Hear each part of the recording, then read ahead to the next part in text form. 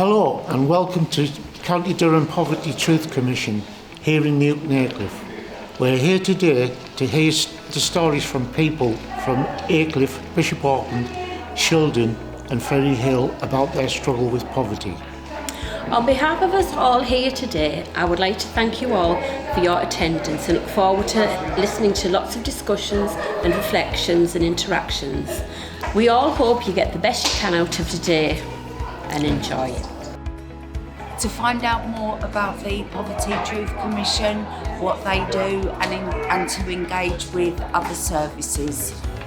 I'm hoping that today teaches me a little bit more about poverty and how people manage, and I also, like my fellow director, I'm desperate to engage with the services to ensure that we can all work together and do our best to put an end to poverty in the county. To build links with other organisations and see if there's any best practice we can take to our organisation, help our customers. I'd like to see people come together and hopefully build power as a collective to overcome this. So I'm Ashley from Shildon Alive, and I'm hoping to get out of today hearing more about the lived experiences of people living in poverty throughout County Durham and hopefully bring together people who can support them and help make change. I'm a dementia advisor with Alzheimer's Society. I'm hoping that because Alzheimer's touches so many parts of society and because so many people with dementia and carers of people with dementia rely on support and help from other people, we can come up with ways of working in partnership together to provide the support that people really need and the services that people could really benefit from when they're struggling so much with finding the funds and the benefits to pay for the sorts of things that they need.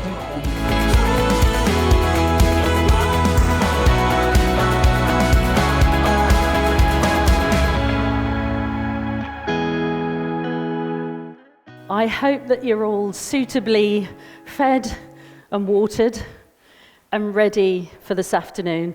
I'm Kate and I'm from DCA, and it is my privilege to welcome you all here this afternoon. I'm so excited about this, and we're keen to really work together and explore opportunities for this endeavour. And Durham Community Action is absolutely privileged to host the Poverty Truth Commission and work alongside our partners at Pioneering Care Partnership, Investing in Children, Durham University and Durham County Council and Point North as well, who all support the work from a steering group point of view. So we're delighted for you to hear. So why are we here? It falls to me just to outline what the purpose of a Poverty Truth Commission is. A Poverty Truth Commission aims to involve people with lived experience of poverty in making decisions about poverty. Today marks the end of the first stage of the process that we've been going through, and it's an opportunity for the community commissioners to share their truth. Durham Community Action will continue to work together along with all of our partners, with the community commissioners and the civic commissioners. And civic commissioners are those senior leaders who make the decisions in our county and in this place. And we'll work together over the course of the next year. So together, we're hopeful that we can make a real difference in the lives of County Durham residents. And you don't need to hear any more from me today. I just want to end this brief introduction by saying a very big thank you to all of those community commissioners who have been involved so far, and to those of you who are going to take this journey with us. So thank you. And I'm going to hand over to Julie.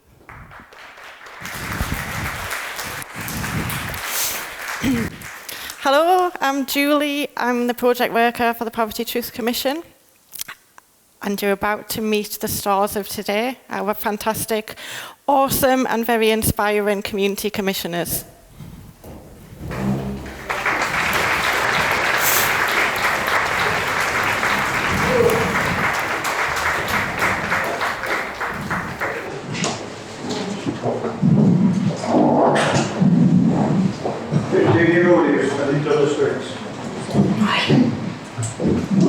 Growing up, I didn't have a voice.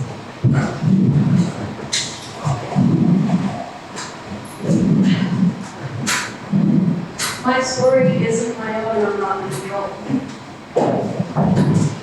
My life is not lovely. I'm always a journey in the poverty. I'm exhausted and spoken. My name is David. Thank you.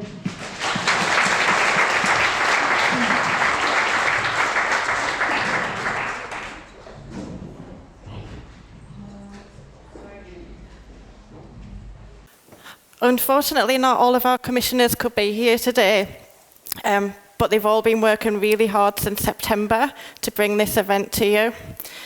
Most of them haven't done anything like this before, so there's a lot of nerves in the room, mine included. But the guys are determined to have their voices heard. So they're facing the fears today and bravely sharing their truths and experiences of poverty. What you're going to hear is only part of their stories. The commissioners are husbands and wives, the parents, they've had careers, they've had jobs, they've been students, they've been in the armed forces, so they're not defined by poverty. They've got many talents and skills. So please listen respectfully to their stories, and I can guarantee that you'll hear some very thought-provoking things today.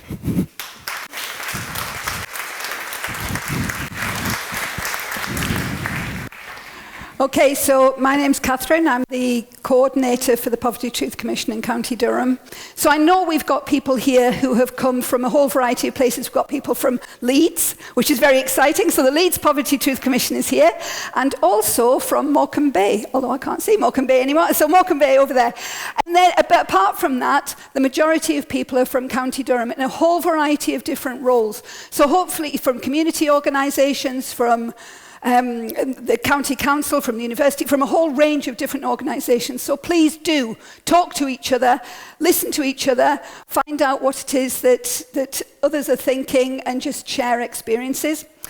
So you'll see on your tables there are some flowers. And we've some other flowers over here, but there is something which is about those flowers, which are poppies, dandelions, thistles, and forget-me-nots, that these are commonly seen as being weeds, and that, you know, people who are keen gardeners, you know, wanting to scrape their lawns and get rid of them, and they don't want to see that. And to a certain extent, that's what poverty's like. There is about 20% of the population in the UK, according to statistics, who are living in poverty, and those figures are higher in the northeast than they are in other parts of the country. So it's a huge problem. We can't send people away, we can't hide it, we can't do anything to pretend it doesn't exist. But what we can do is we can listen, we can not judge. One of the things that the Poverty Truth Commissioners have talked about a lot is an idea of biting your tongue. That was one of the first things that came up in the group. And there's two meanings to that. So one is, you know, to bite your tongue, well, there's more than two meanings. The idea that you are listening. You are not waiting to speak. You're not, you know, thinking all the time, what do I want to say next? But you're actually listening really carefully. You're not judging. So you're listening to somebody else's story and you're not saying, oh yes, but why didn't they do that? Or why didn't they do that? You're trying to get away from that stigma around there. But also you are being respectful of other people. You know, you're listening to them respectfully. You're not jumping in and saying something, but you're waiting to hear them out. And that's what we want to do today. We really want to hear people out. Hello. Hi. Hope you've had some good conversations there. You're now going to hear the first of our stories from our community commissioners. As mentioned earlier, not all of the commissioners could be here, so some of the stories are being shared by others on their behalf. Okay, thank you.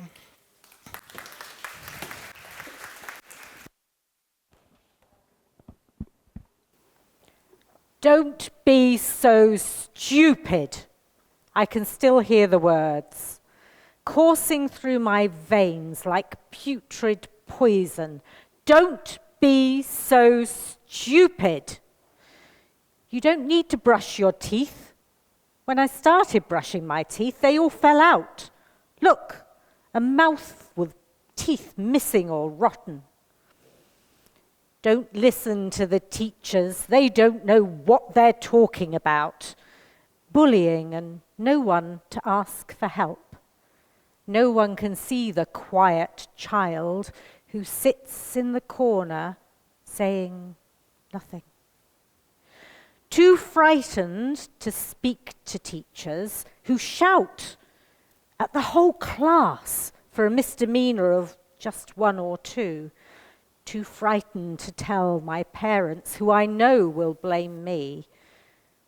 You must have done something, I can still hear them say. No careers advice before options for subjects in Year 8. You've chosen a good range of subjects. A good range for who? I later ask myself. Pushed into a career I had no interest in. Too frightened to go to college, knowing that my bullies would be there, for the bullying to continue, relentless every day. Stand up and fight, I hear my parents say. Advice from strangers about hygiene, which I would have received from the teachers if I'd listened to them. Don't listen to the teachers. They don't know what they're talking about.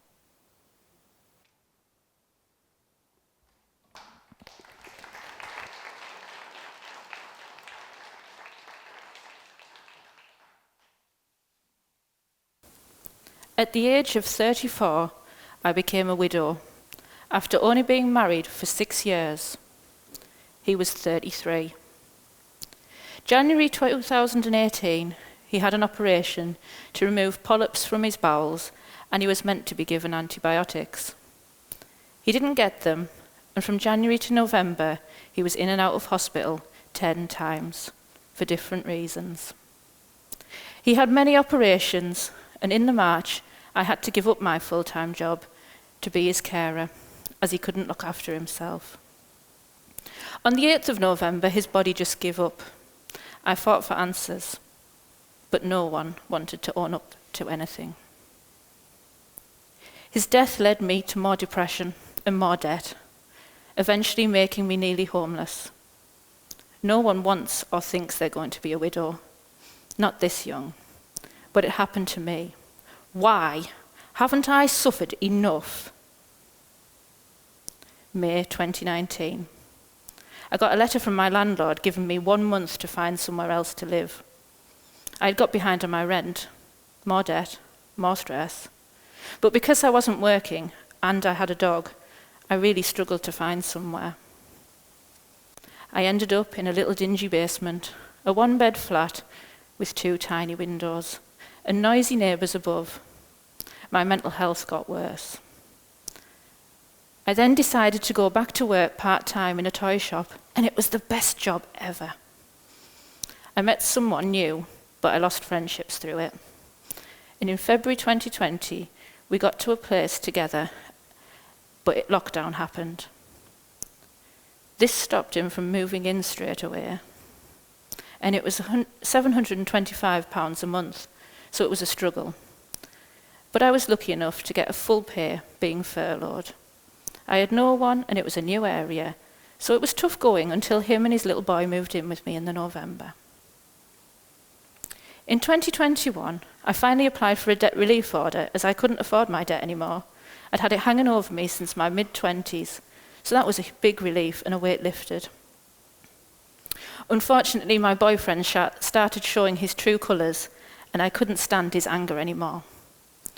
I ended this thing mid-2021 and moved from Leeds back up to Bishop Auckland, my home.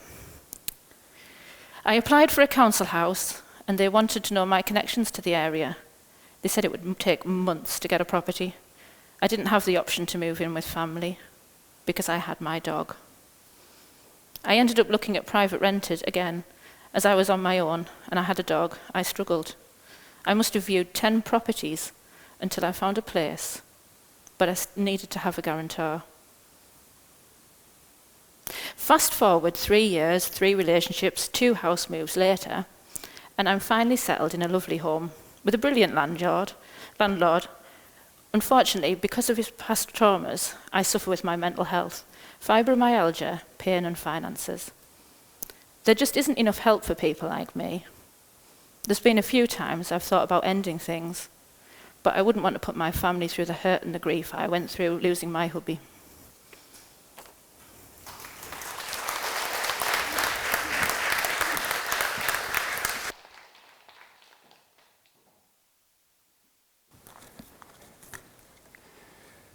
At 15, I was sleeping rough. I had no one to help me. My father left me at 5, and my mother died of cancer when I was 8-year-old.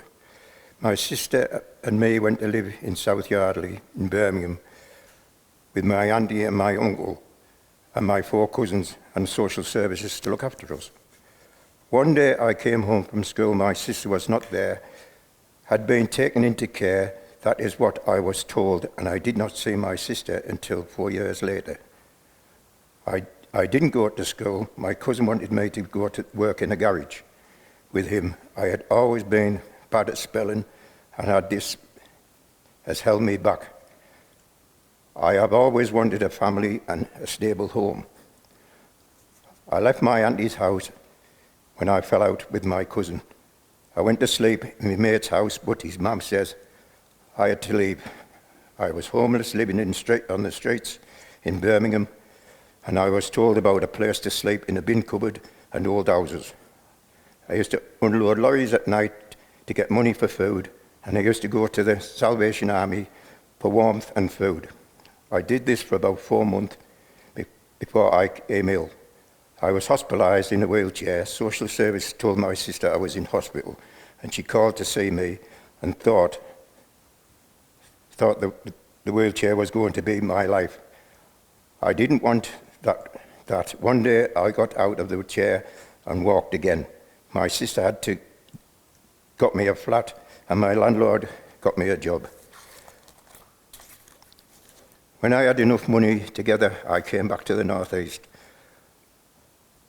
I went to live with my grandfather. I got a job at Smart & Brown's and was there for 38 years. Grandad died. When Grandad died, I moved into a boarding house. Marion was the landlady, and she looked after me as part of my family. I got the first flat at my age of 26. And later, when I got my own house, I took Marion in until she got married. At work, we went on short time. It was a struggle to pay the bills. It ended. In the end, I sold the house and paid off my debts. After a disastrous marriage, I ended up homeless again at 40. I always looked for a family and met my partner on a night out. We had a daughter and had a good family life with trips away. I don't know why she picked me. During COVID, my partner was diagnosed with cancer. I managed to get home from hospital and became her carer. She died, and I miss her. I took to her photos of her and my mum, which are on the wall at home. I have had an up and down life, spelling, homelessness. Families have always held me back. I always tried to look out for others and give back to the community. Thank you.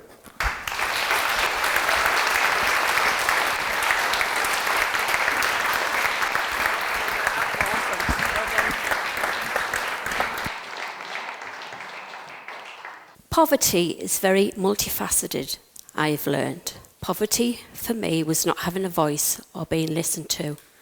Yes, there were times we had no food, we had money, but Father was fond of the drink, you see, and that always came first. Poverty showed me that my feelings didn't matter, or how I was treated didn't matter, because if they did, my life would have been very, very different. I would have known what a healthy relationship was for a start, and understood what boundaries were. This would have saved me from 20 years of emotional and psychological abuse. Growing up are the foundations that formed us.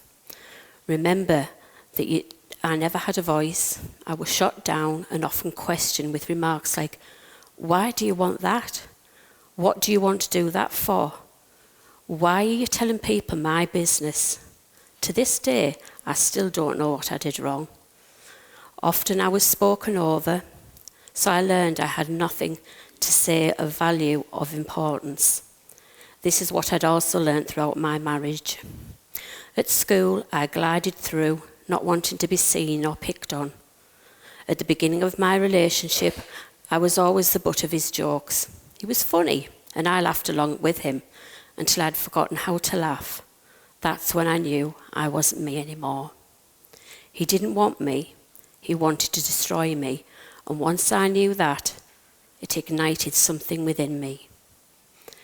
In 2009, I began working in a female prison, supporting those with addictions and domestic abuse histories.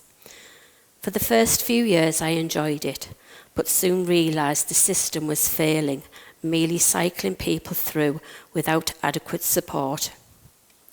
A toxic culture within healthcare also added to my dissatisfaction. Despite knowing the good pay would be hard to leave behind, I felt compelled to seek change. I have a lot to be thankful for, as this experience helped shape me and taught me that I did have a voice and that I do matter. After a 13-hour shift, I got home and went for a walk. It was a lovely evening and the sky was full of stars. I needed to get out of the prison, so I looked up to the stars and I set out my intentions and sent them into the universe. Please, please, please let me get out of the prison, with enough money to live off, I quickly added. On December the 21st, 2019, my wish to leave was unexpectedly granted when I fell seriously ill with pneumonia, a collapsed lung and sepsis. The resulting health issues confirmed I couldn't return to work. Facing financial strain, I was advised to declare bankruptcy, which brought an unexpected stigma despite my responsible money management. Navigating the uncompassionate benefit system, endless amounts of information only added to the challenges and fight for money that I was entitled to. Poverty does not define me, and it never will, because I do have a voice and I do matter. Thank you.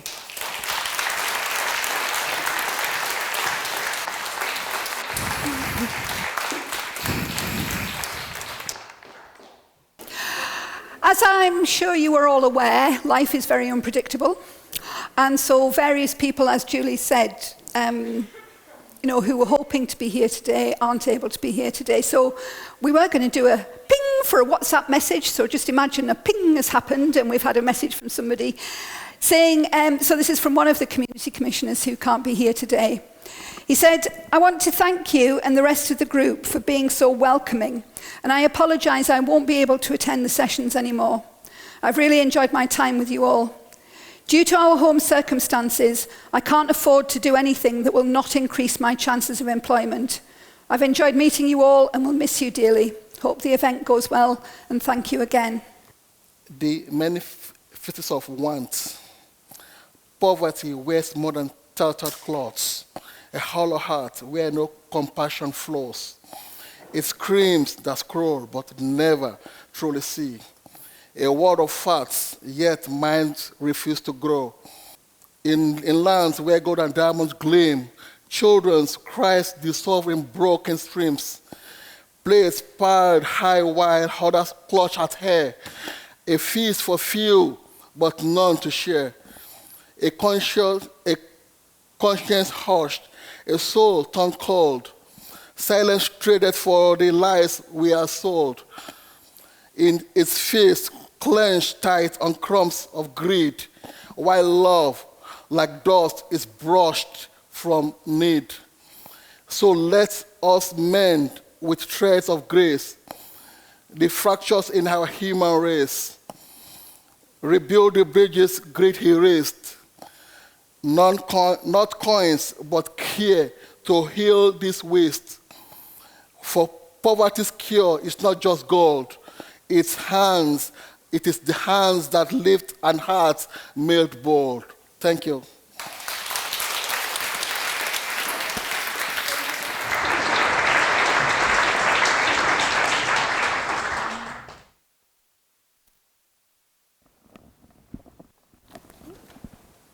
We are student leaders from Ferry Hill School. We volunteered to help make our school and the local community a better place. Our student leadership team consists of over 150 of us from all year groups. We help raise money for local charities and help out at the food bank by packing and sorting donations. We have helped at the bread and butter thing, which helps cut down on food waste and provides cheap food and groceries to local families. Working with the Police and Crime Commissioner, we have tried to reduce crime and antisocial behaviour in our town. We developed a project on litter, where pupils are paid by the Living House community to pick up litter in our streets. Our teacher also entered us for a national competition, which recognises schools across the country who help out in their local communities. We came a very close second and received a prize of £1,000 to help the local area. Poverty is a major issue where we live. Ferry Hill is the top 1% most deprived areas in the country. Around a quarter of children in the town live in relative poverty. This means they have the basic required to live, such as food and housing, but there isn't enough money to help them fully participate in society. Around 1 in 5 children in Ferry Hill live in absolute poverty. This means the parents struggle to provide the basic necessities. Many of the families in our area live in fuel poverty and have to think carefully before turning on the heating or using too much electricity.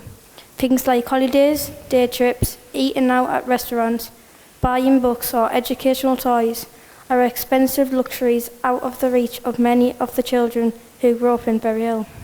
At our school, around 50% of students are on free school meals. For many, school lunch will be their only or main hot meal of the day. We have a breakfast club with free toast for students, as many students could go hungry if we do not provide this. This means they are less likely to concentrate on their schoolwork, which means they may fall behind. Our school also had to provide each student with a stationery pack with pens, pencils, rulers and so on, as many of the parents could not afford to buy these, and we didn't want pupils to get in trouble for not having these items. We also collect uniform from students who leave school to hand out to those who may be struggling to afford it, such as blazers and ties, and also have newly bought items such as shirts and trousers. We have noticed that many pupils come to school with dirty uniforms because their parents have not been able to afford new washing machines or can't pay their electricity bill. So school either washes clothes for these families or even uses their bursary fund to buy a new washing machine.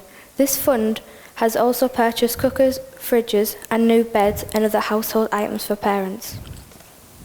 During COVID, school provided lots of food vouchers for those on free school meals, and we have kept this going since that time.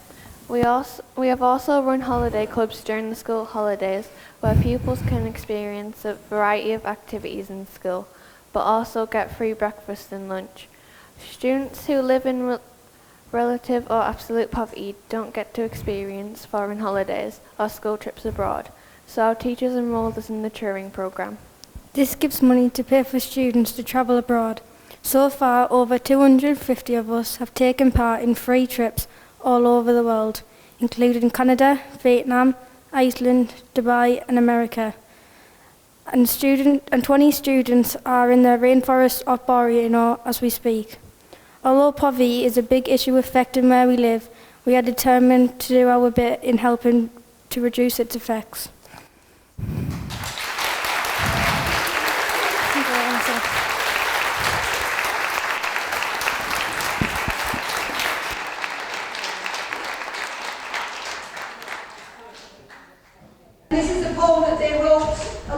created practitioner at the start of the year, so we came back in January. And so we thought about poverty as being quite a sensual thing and all of the different aspects of poverty. So hopefully this is going to work. Looks like holes in the shoes, smells like burnt toast. Tastes like a dry mouth, sounds like a fire alarm that won't stop beeping. Feels like hidden pressure, and so it's a recurring issue. Looks like hell, downbeaten, smells like something out of a bin. Poverty tastes like poison, sounds like static bumping into walls. Feels like lacking wants, and so it is a cycle that continues. Looks like worn down, smells like socks, sour milk, not being able to be replaced. Tastes like stale bread with the smell of penicillin. Sounds like a fire alarm that never stops beeping. Feels like isolating shame, damp when you can't keep the heating on, and so it's a recurring issue. Looks like wonky glasses, smells like mouldy. Tastes like burnt toast and sounds like static bumping into walls. Feels like shame of having to use food banks, and so it is. As it shouldn't be.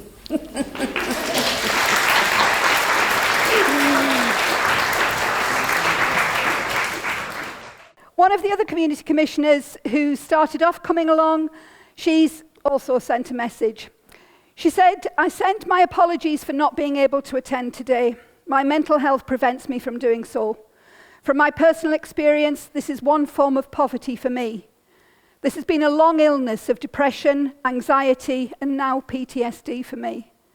My life has been made worse because of certain life experiences, one of which is being interactive with Universal Credit and PIP. The endless form filling, evidence gathering, phone calls, and brown letters through the door have partly contributed to my health issues. The lack of compassion and understanding for individual-based cases is shocking, and how demeaning it has made me feel because of government policies and laws. It has installed in me a fear because of the constant threats of losing my benefits while I am ill, which leads me to worries of how I will feed my family, keep a roof over our head, and pay bills. Sleepless nights, worrying about attending assessments, appointments at the job centre, travelling and lack of money to pay for taxis or buses has also been a major factor that has impacted on my health over time. I have experienced financial poverty, food poverty, mental and emotional poverty from lack of understanding, respect for a basic need to live securely and safely. Poverty for me is not having basic human comforts such as shelter, food, comfort, love and respect, which I feel I fight for every day.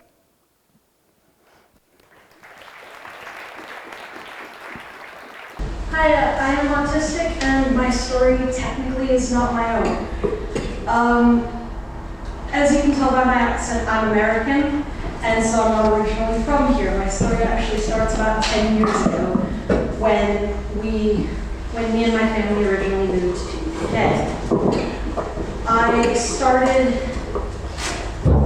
My family started off in America in Florida, and we moved around a lot when I was growing up, so I never really made any friends. I never really had an opportunity to go out and do things. As the students earlier said, you end up on free lunches and all of that, and I was one of those that was in that kind of system.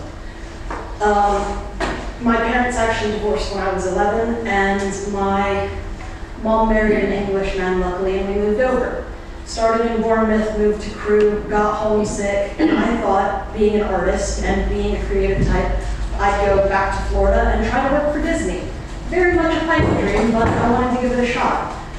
Unfortunately, because of being in the UK and moving around a lot, I had no real credentials or anything, and I was going off by the school. I ended up living with my father, who I did not realize was actually abusive and dealing with PTSD from being in the military, and he took that out on me. After about 9 months being there, I realized America is not my home, and I was terrified, and I couldn't tell anybody because I was afraid of the money. I was afraid that my family would resent me for spending so much trying to pursue something that I couldn't. And so I ended up, they found out that I was struggling, and they were like, "Allie, you're crazy, come home." And so I did. But because I had just turned 18, the government looked at me and they were like, well, you're 18, you're independent. As said at the start, I'm really not. I'm autistic. And they said, prove it. If you've ever been with the NHS, you know that the waiting list to get onto it is so unbelievably long. I have been in a 5-year legal battle to try to prove that I'm autistic to be allowed to stay in this country. And in the meantime, due to my visa, I am not allowed to work. I am not allowed to go to school.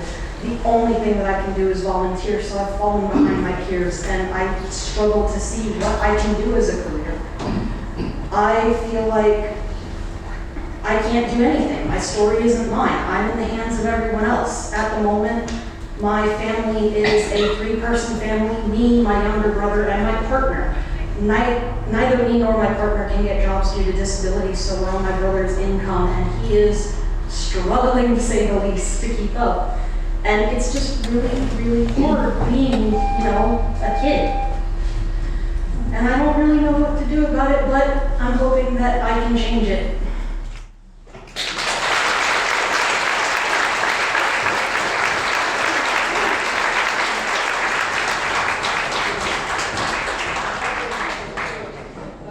Good afternoon, my name's Paul. I think I've been fortunate, but I still have a story to tell, and so we start. I was born in 1955. I've got an elder brother who was born in 1949, and we both had a good childhood. Both of our parents looked after us, cared for us, protected us, and provided for us. In 1963, my father and his 2 brothers had their own business. Unfortunately, that came to an end and they went bankrupt. So at that particular time, my father only had to do one thing that he knew what to do, was to go back to work because he didn't have a job. And obviously, my brother and I were protected from that. My mum went through a nervous breakdown, which was quite hard to see. But father does what he does best, is went back, he had to find a job and he carried on working. And like I say, we were protected, and he brought, my brother and I were brought up very, very well. We weren't abused. They tried to provide everything that we needed. And then as I grew up, then I left home for a short while. I came back home. I met my first wife. I was married in 1976. Our first child was born in 1982, and the second child was born in 1987. 1987. No, that can't be right, can it? Sorry, 1976 I was married. First one was born 1982 and the second was born 1987. Yeah. Obviously, as parents, you try to do the best for them. They obviously went and they did their careers. My eldest son went to university. My youngest son, he went off his own way, and now they've both been married. They've got children of their own. But unfortunately, my first wife, she was diagnosed with cancer in 2007. My father passed away in 2006, and my father was 83. And my wife died a year later, in 2008. So obviously I was like a single parent family with 2 sons, but they carried on doing with like the ethics that I was brought up with is that, you carry on working and you try to work your way through life and hope to be like successful and succeed in what you want to do. In the meantime, after that, I was fortunate enough to I met my wife who's today with me today. And we've been married for 6 years, and over that last 6 years, what she's done, she knew I was starting to go off the rails a little bit, and she pointed me in the direction of the Ladder Centre to go to the men's group, which I did, which obviously opened up like a lot of opportunities for us, and there I got a lot of help and support with the men's group and go from there. And they've been very supportive, and it's one hell of an organisation, is the Ladder Centre. And since then, they've introduced me to this Poverty Action Group, where I've met a lovely another group of people. And when you hear and you say things that's either on the television or you read them in papers, but when you actually sit and you listen and hear some of these people who have actually gone through this and doing this day by day, and they've got the proper experience, not what you read in the paper, not what make headlines on the television, the people who experience it, and they do on a daily basis. So at the end of it all, the people who are here today and people that's maybe got a bit more influence or a bit more power, should I say, is to places like the Ladder Centre, Poverty Action Group, and all these other community centres they've got, that they can get the funding and the support to try to help our local communities to have a better future. Thank you.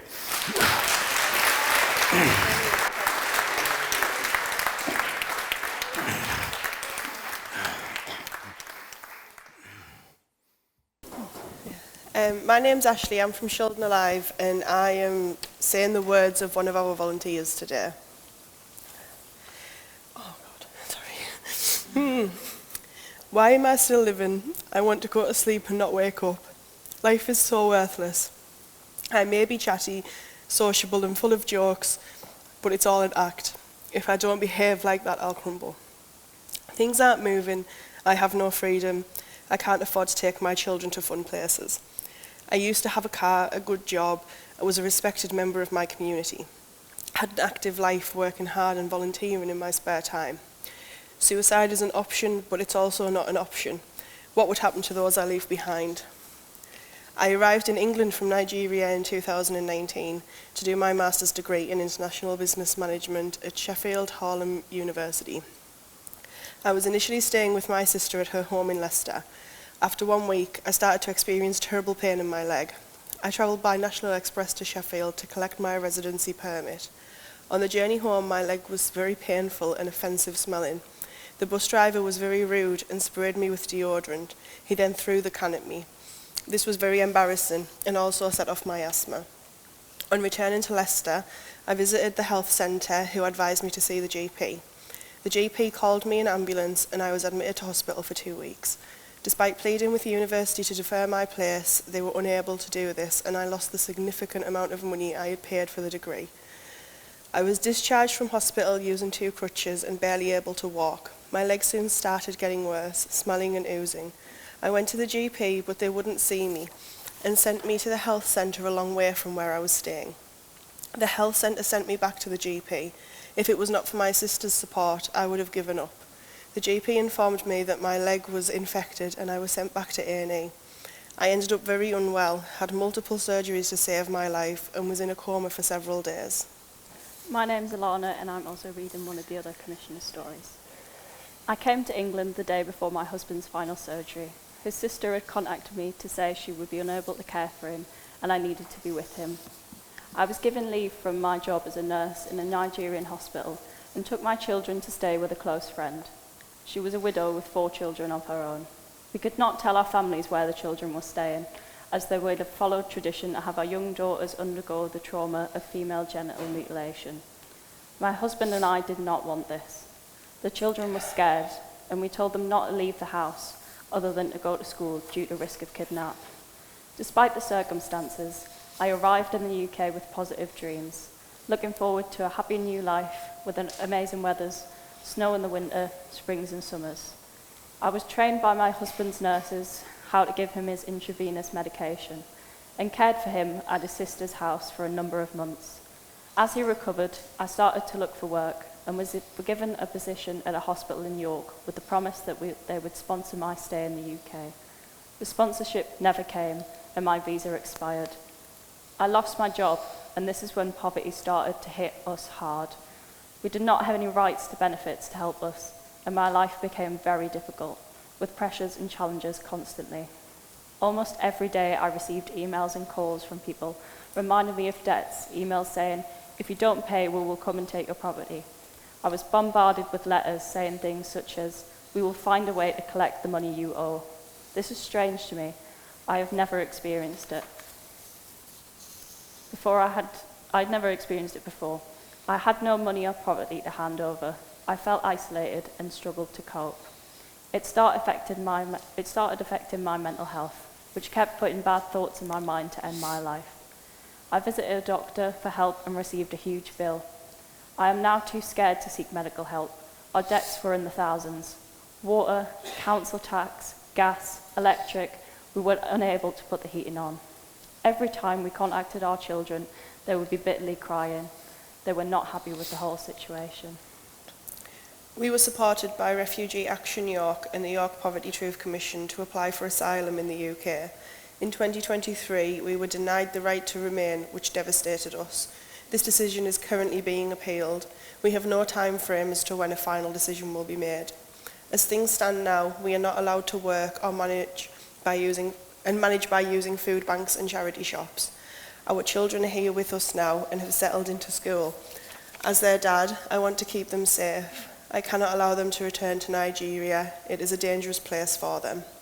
The UK looked after me when I was so unwell and desperately wanted to contribute and give something back.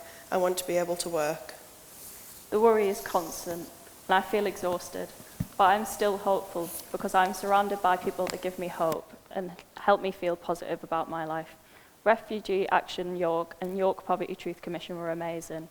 I now live in Shildon, where I joined the County Durham Poverty Truth Commission, where I've met people that share stories of similar challenges. I am hopeful and believe I can achieve my goals with the support of people around me.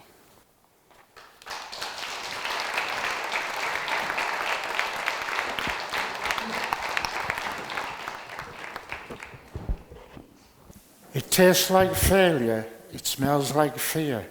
The mountain of debt, will it ever clear? The kids go hungry and cry at the cold, with coats for blankets to keep the chill from their bones. They wear wellies in the summer, can't afford shoes, only to be met with ridicule as they go into school. It's a dark place I go to each day, full of fear. I sometimes wish I was no longer here. Everyday living, hand to mouth. Sometimes the amount I eat could barely feed a mouse. Every day is a constant slog, trying to keep my mind clear of this consuming fog. Trying to find ways of robbing Peter to pay Paul, only to find it doesn't work out at all. I gaze at my children and I'm wrecked with guilt, knowing that today it will be heat or eat. I gaze at my children and I'm riddled with shame, knowing that tomorrow they will have to endure some more of the same. I'll come to a close now, as I have nothing more to say, except that I hope you will carry our message as you go on your way. And please remember, tomorrow begins today.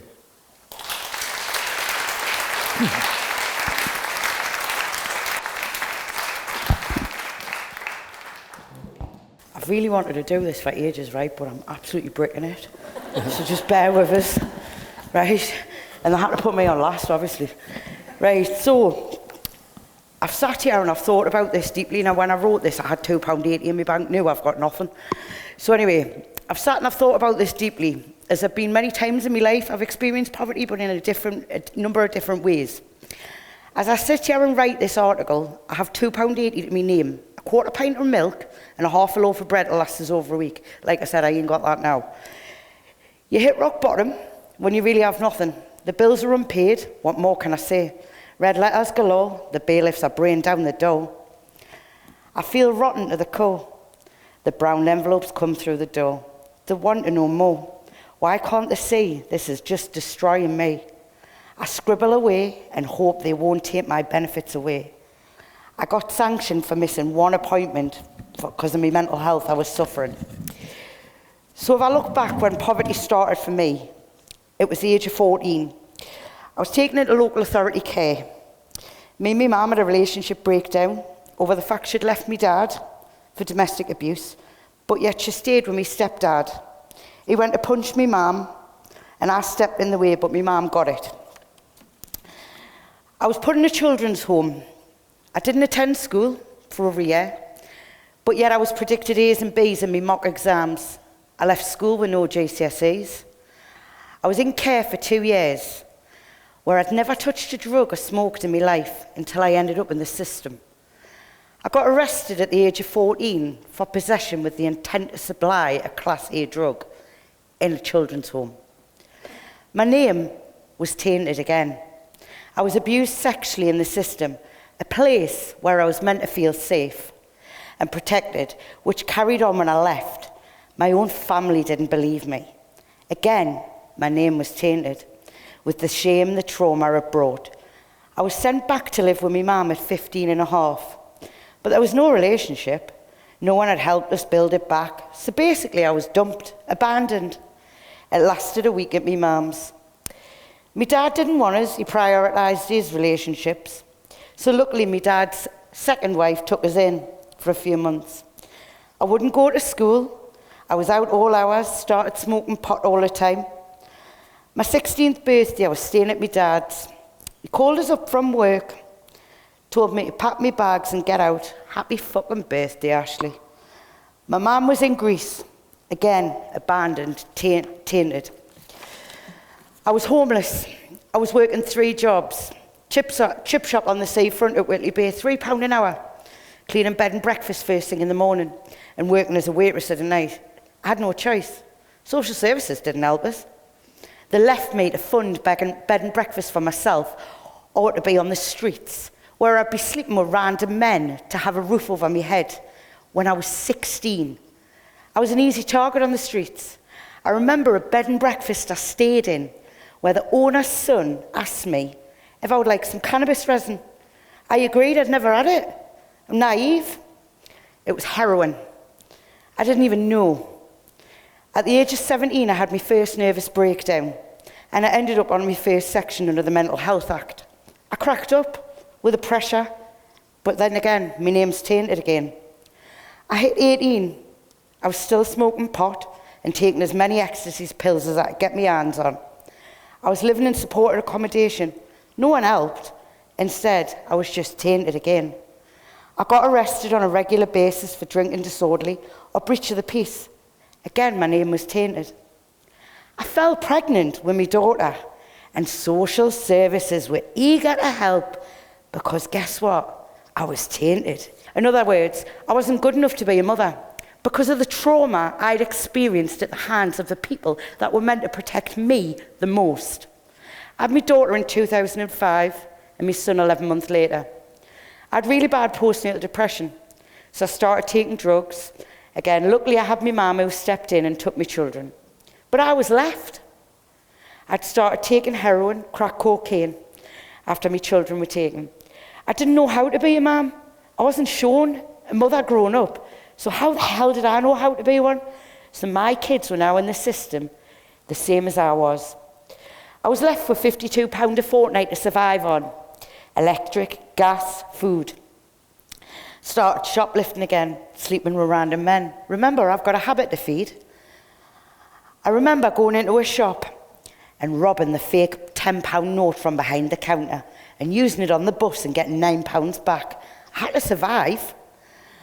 I went for help in 2007, asked for a counsellor, not a methadone script. I didn't have a habit, I was dabbling, but they insisted on a script. Just made us worse. I tried rapid detox, and after 6 months on a script, but I just couldn't do it. Luckily, I ended up in a mental health hospital, and I came off heroin and methadone 19 years ago. I went on to have 2 more boys with my second partner. They ended up adopted in the system because I refused to press charges on their dad for a fight we had when the kids weren't even in the house. But realistically, they didn't want to give us a second chance to keep my sons. As remember, I'd lost my older 2 children. Remember, I've got a label, I'm not allowed to change who I am. My sons went to live with my uncle's wife, who then went on to physically, mentally and emotionally abuse me boys.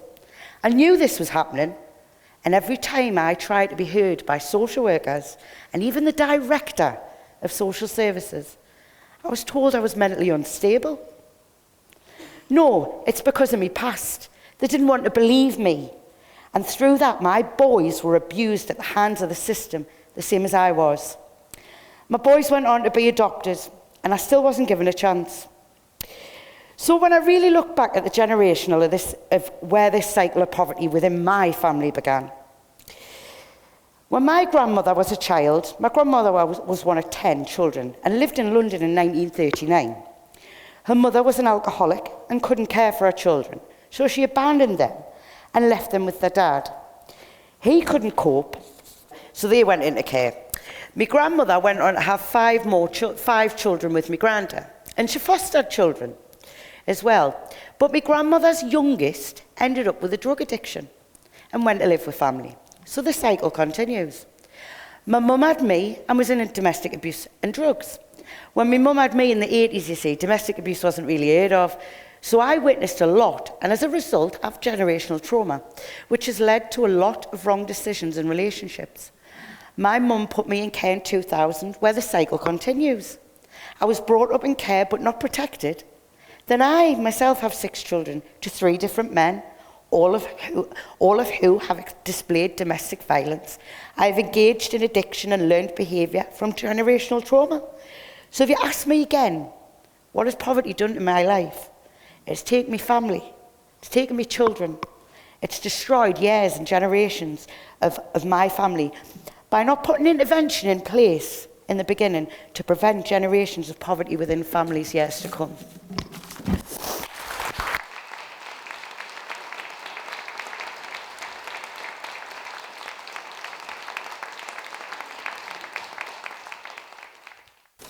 The community commissioners are now going to tell you some changes that they would like to see. People have a voice. The changes that I would like to see are that children's voices are heard. There are 100,000 children in the care system. Their voices are not being listened to. And County Durham is the second highest in domestic abuse in the North East, and that needs to change. I'd like to see kids have better perspectives for their future. That way they don't end up growing up with no clear goals or idea of what to do. As a veteran of 9 years, I would like to see our brave lads looked after better and not just thrown on the streets like a lump of garbage. I urge people to give a good listening ear to people living with poverty and act accordingly. I wish the immigrants can settle down and fully integrate into the system without discrimination or hate speech. Together, we can all kick out poverty and uphold the truth. Thank you. I'd like to think that the communities, like what they used to be years and years ago, when obviously around here there was like a lot of pit villages and stuff like that, and people had a community, where I think now the community spirit seems to be so fractured and so split up.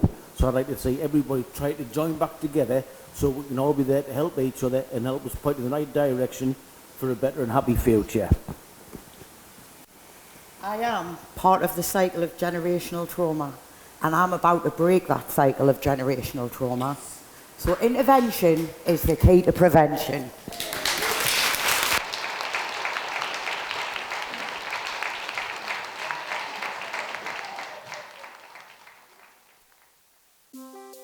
So being here today, what I've gained from that is the positive reinforcement that we really all need to be working harder to listen to the real life stories of people affected by poverty in all of its forms.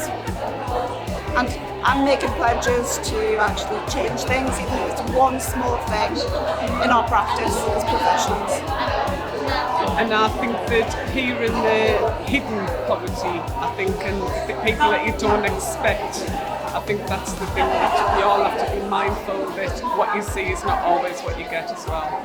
So it's been great to see what community commissioners have really had to say, and so I think what I've really gained from today is being able to really hear their truth, and I think that's what's important, and I'm just delighted that we're on this long journey together.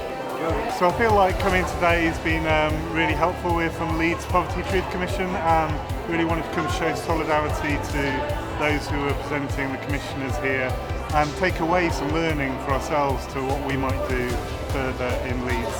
So.